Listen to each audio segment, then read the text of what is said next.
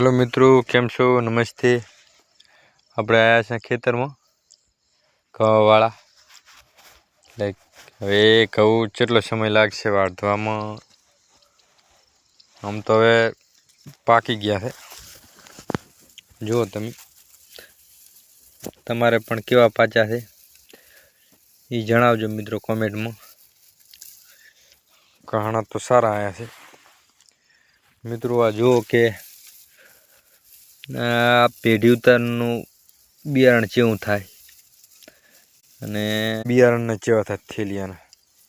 મિત્રો પેઢી ઉતારના કહાણા છે અને આની પછી હું બતાવીશ વિડીયોમાં બને રહ્યું કે પેઢી ઉતારના કહાણા અને બિયારણના કહાણા કેવા હોય છે.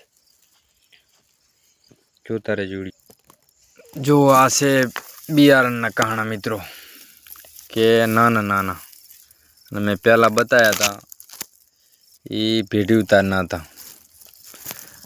હંમેશા પેઢી ઉતાર મળતા હોય ને બિયારણ તો પેઢી ઉતાર જ વવાય મિત્રો. બિયારણ તો મોંઘું પડે પણ પેઢી ઉતાર વાવો ને તો સારામાં સારું ઉત્પાદન આવે મિત્રો.